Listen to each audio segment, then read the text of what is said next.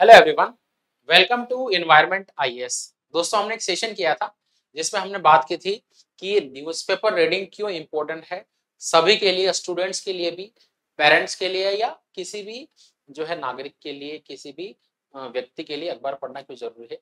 आज के सेशन में हम अब उसका जो है नेक्स्ट पार्ट है, अखबार पढ़ना जरूरी है, उसके फायदे हमने देख लिए, लेकिन अखबार को कैसे पढ़ें, अखबार में कौन सी चीजों को कवर करें, कौन सी चीजों को बिल्कुल नहीं पढ़ना है और जिसको पढ़ना है उसको कैसे पढ़ना है, ये सारी चीजें हैं हम आज के सेशन में कवर कर रहे हैं। तो उसी का ये अगला स्टेप है। अब आपको पता चल जाएगा पेपर को फिल्टर कैसे करना है, कौन कौन सी न्यूज आपको पढ़नी है। सो हमने ये देखा था कौन कौन से अखबार पढ़ने चाहिए। तो आप इंग्लिश में द हिंदू, इंडियन एक्सप्रेस, ये दो अच्छे पेपर हैं, इनको पढ़ सकते हो। इसके अलावा हिंदी में जो है दैनिक जागरण, जनसत्ता, इनको आप कवर कर सकते हो। हिंदू अखबार जो है, क्यों आईएएस की तैयारी के लिए इतना सारा लोग पढ़ते हैं, क्या बात है ऐसी।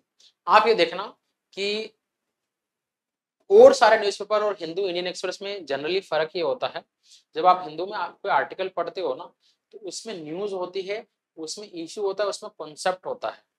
इसका मतलब क्या है, सपोज सपोज आपने पेपर में जो है कोई न्यूज पढ़ी,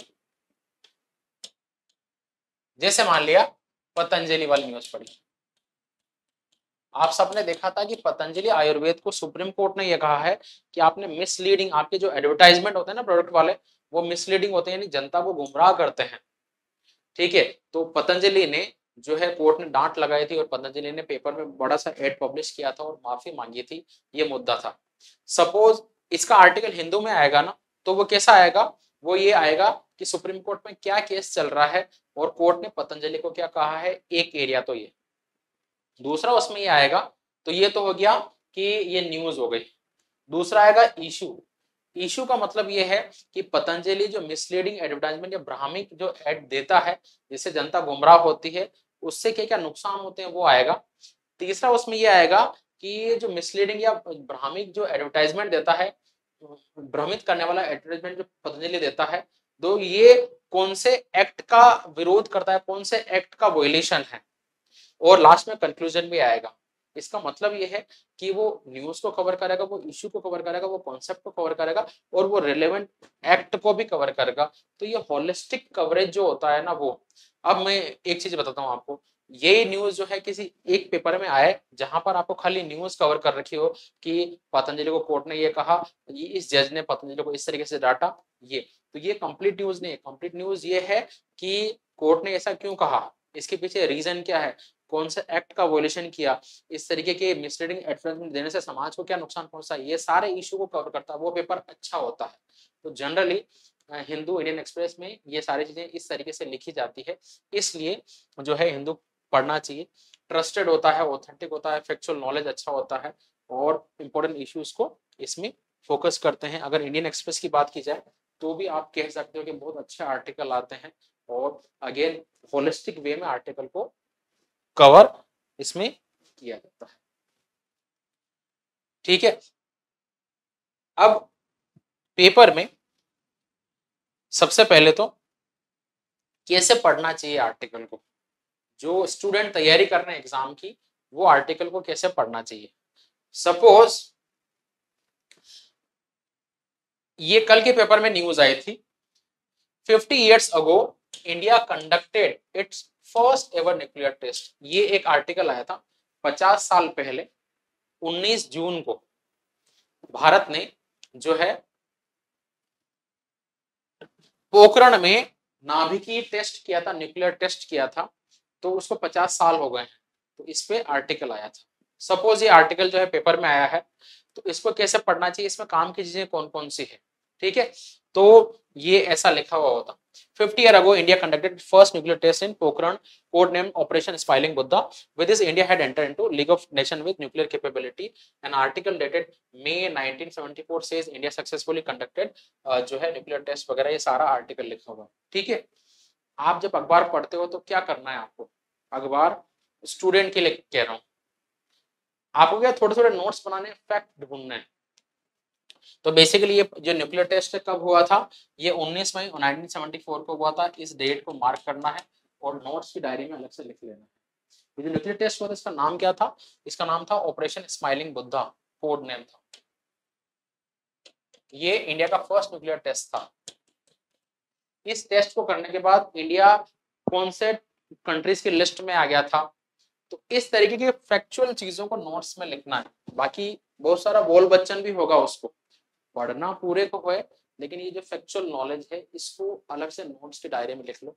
सपोज ये आर्टिकल जो है मान लिया एक पूरे पेज का है, या इसमें जो है 40 लाइन लिखी है, उस 40 लाइन के नोट्स बना लो। ये फैक्ट वाला है, ऑपरेशन स्माइलिंग बुद्धा था, ये डेट ये थी और फर्स्ट न्यूक्लियर टेस्ट था। और इस टेस्ट को कंडक्ट करने के बाद इंडिया जो है टॉप 5 कंट्री में आ गया था जिन्होंने न्यूक्लियर टेस्ट किए, उन टॉप 5 कंट्रीज के नाम, बस इतना सा। तो क्या हुआ, एक पूरे पेज के आर्टिकल के आपके नोट्स बन गए 2 लाइन। ये करना है एज ए स्टूडेंट को, बहुत ज्यादा पॉइंट नहीं लिखना है, ठीक है। तो इस तरीके से शॉर्ट नोट्स बनाने हैं। तो ये तो हुआ रिलेवेंट आर्टिकल, ठीक है, इस तरीके से पढ़ना है।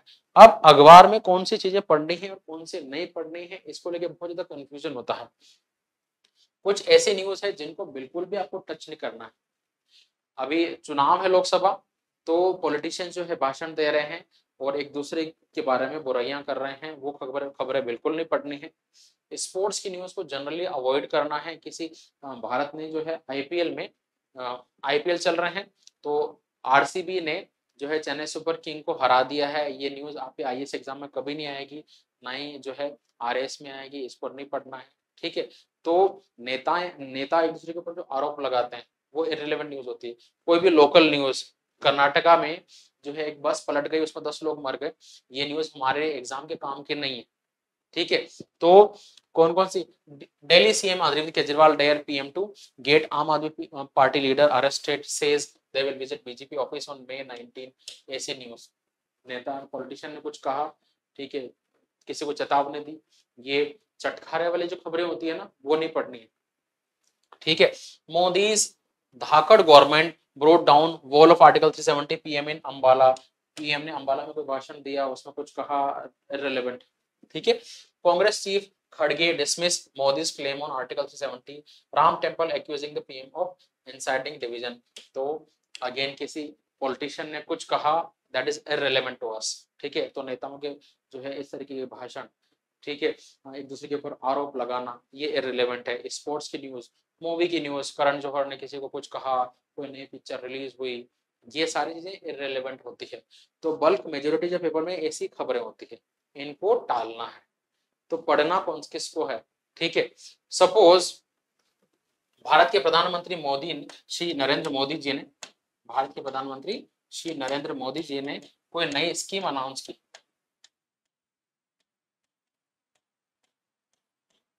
नई योजना जो है अनाउंस की, उस योजना के प्रावधान क्या है, वो योजना कौन से मिनिस्ट्री ने अनाउंस की है, उस योजना के बेनिफिट किस किस को मिलेंगे, ये काम का है, ठीक है। काम का क्या है, इसरो ने कोई सैटेलाइट लॉन्च किया, इसरो ने कोई सैटेलाइट लॉन्च किया, जैसे मान लिया आदित्य L1 मिशन लॉन्च किया, ये खबर काम की है क्योंकि ये साइंस का एक आर्टिकल है और ये साइंस सेक्शन में जाएगा और वो हमारे लिए रिलेवेंट है, ठीक है। सपोज एनफोर्समेंट डायरेक्टर ईडी ने किसी को अरेस्ट किया, तो ईडी ने किसको अरेस्ट किया ये काम का नहीं है, लेकिन ईडी का ऑफिस क्या होता है, इसकी पावर क्या होती है, ईडी का फंक्शन क्या होता है, ईडी किस किस को अरेस्ट कर सकता है, ये रिलेवेंट है, ठीक है। यहाँ आर्टिकल 370 की बात की जा रही है, तो आर्टिकल 370 क्या है, ये आर्टिकल कब बना, जम्मू कश्मीर को जो है स्पेशल स्टेटस दी गई इस आर्टिकल के थ्रू, तो वो सारे एंगल, बट ये आरोप प्रत्यारोप, मूवी की न्यूज और स्पोर्ट्स की न्यूज, ये इररिलेवेंट होती है, ठीक है। किसी कंपनी ने अपनी बैलेंस शीट जारी की है, वो हमारे लिए रिलेवेंट नहीं है, लेकिन अगर भारत की जीडीपी पे कोई आर्टिकल आया है वो हमारे लिए रिलेवेंट है, भारत के इन्फ्लेशन पे यानी मुद्रास्फीति पे कोई आर्टिकल आया तो हमारे लिए रिलेवेंट है। तो आपको पता कैसे चलेगा कौन सा हमारे लिए रिलेवेंट है, तो ऐसे चटखारे वाली खबर नहीं पढ़नी, पहली चीज तो। दूसरा, आप जिस भी एग्जाम की तैयारी कर रहे हो, सपोज आईएएस की तैयारी कर रहा हूं मैं, सपोज आप आईएएस की तैयारी कर रहे हो, तो आईएएस का सिलेबस निकालो आप,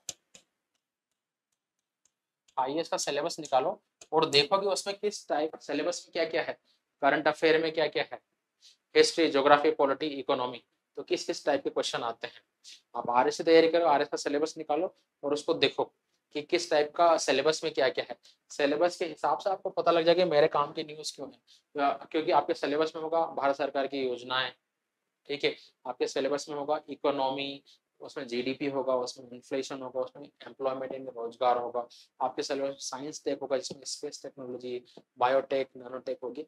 तो उससे पता लग जाएगा मुझे ये काम की चीजें हैं, ये इररिलेवेंट है। तो जब आप सारी ये इररिलेवेंट या चटखारी खबरों को निकाल दोगे ना, अखबार वैसे तो बहुत बड़ा होता है, अगर सारी खबरों को पढ़ोगे तो 5 घंटा लग जाएंगे, इररिलेवेंट को निकालोगे तो आपको 1 सवा घंटे में आप पेपर आराम से पढ़ सकते हो। तो ध्यान रखना है कौन सी चीजें नहीं पढ़नी है। पढ़ना क्या क्या है, तो मेन जो पेज होता है पेपर में मैं बता देता हूँ। फ्रंट पेज होता है एक तो काम का, जैसे अगर हिंदू को पढ़ रहे हो ना तो फ्रंट पेज काम का।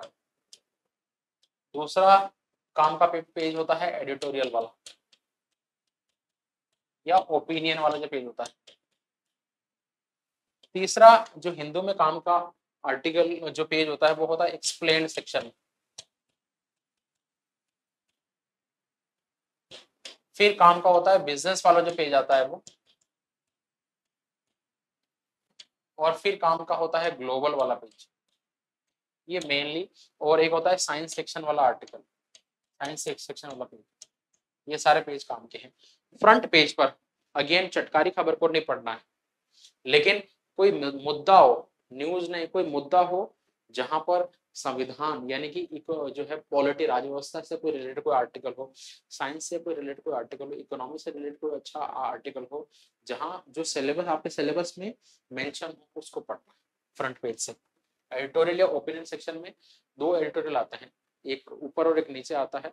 दोनों में वो एडिटोरियल देखना है कि अगर मान ली किसी राजनीतिक दल की बात हो रही है तो उसको नहीं पढ़ना है, अगर देश की बात हो रही है, किसी योजना की बात हो रही है, किसी अंतरराष्ट्रीय मुद्दे की बात हो रही है, उसको पढ़ना, ठीक है।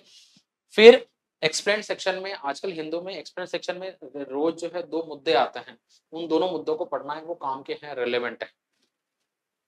अगर बिजनेस वाले पेज में देखना, किसी कंपनी ने अपना बैलेंस शीट जारी किया है वो रिलेवेंट नहीं है, लेकिन अगर हमारे जीडीपी की फिगर आई है, इन्फ्लेशन में कुछ अप डाउन आया है, उसको पढ़ना है, ठीक है। ग्लोबल में अगेन बहुत सारे न्यूज होगी जो हमारे लिए रिलेवेंट नहीं होगी, लेकिन आजकल इसराइल और हमास वॉर चल रहा है, वो उससे रिलेटेड कोई आर्टिकल आया है वो हमारे लिए रिलेवेंट है। रशिया यूक्रेन की वॉर चल रही है वो हमारे लिए रिलेवेंट है। इंडोनेशिया में वोल्केनो आ रहा है वो हमारे लिए रिलेवेंट है, ठीक है। ईरान और इंडिया ने चाबहार पोर्ट पर डील साइन की, वो हमारे लिए रिलेवेंट है। तो ऐसे आर्टिकल पढ़ना है, ठीक है। साइंस सेक्शन में अगेन आर्टिकल एक साइड में दिया होता है, इधर समरी दे रखी होती है, ठीक है।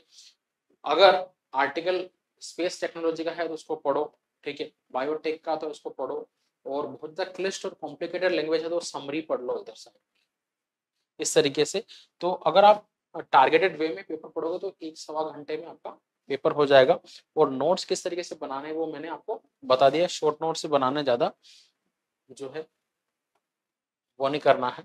की टॉपिक्स जो है नेशनल, इंटरनेशनल और इकोनॉमी, तो कुल मिला के आपके सिलेबस में जो भी टॉपिक है, जैसे आईएएस का मैं बताऊं तो पॉलिटी, ठीक है, economy, geography, environment, current affair, ठीक है, साइंस टेक, ये मेन सब्जेक्ट है। तो इन्हीं के हिसाब से जो है पेपर में न्यूज आती है, उसको क्लस्टर करके, जैसे इकोनॉमी की न्यूज जो है आपने पढ़ ली, ठीक है, आपने नोट्स बना लिए और उसको जो है एक साथ एक जगह कंपाइल कर लिया, तो इस तरीके से कवर करें। टाइम मैनेजमेंट जो है 1 सवा घंटे जो है पेपर पढ़े, इसमें जो है पेपर भी पढ़ लें और नोट्स भी बना लें। ऐसा नहीं हो कि 5 घंटे आप अखबार पढ़ रहे हो, 4 घंटे पढ़ रहे हो, नहीं, 1 सवा घंटे में पेपर भी पढ़ना है, रिलेवेंट न्यूज पढ़नी है और नोट्स भी बना लेने हैं। डेली इसको हैबिट बनाना है। कभी भी अखबारों को ये नहीं सोचना है कि मैं संडे को जो है पूरे वीक के अखबार एक साथ में पढ़ लूंगा, ऐसा कभी नहीं होता, ये इम्प्रैक्टिकल होता है, ये बोझ बन जाता है। तो डेली का अखबार डेली, ठीक है, और मिस नहीं करना है। प्रायोरिटीज जो है बना लेनी है, पेपर को पढ़ के हेडलाइन पढ़ लेनी है कि ये रिलेवेंट है, ये काम का है, ये काम का नहीं है। इस तरीके से हमें आगे जाना है। रीडिंग प्रायोरिटीज जो है अपने सब्जेक्ट के हिसाब से करें। एरियाज जो है जो भी आपके सिलेबस के हैं वो हमने देख लिए, उसके हिसाब से पेपर को रेगुलरली फॉलो करना है। यूपीएससी में प्री मेंस और इंटरव्यू के हिसाब से प्रीलिम्स में फैक्चुअल नॉलेज आता है तो फैक्ट को नोट करें। मेंस में जो है मेंस के लिए क्या करें हम कि इंट्रोडक्शन और कंक्लूजन के अच्छे अच्छे जो है पैराग्राफ आते हैं एडिटोरियल में, वहां से वो ले लें।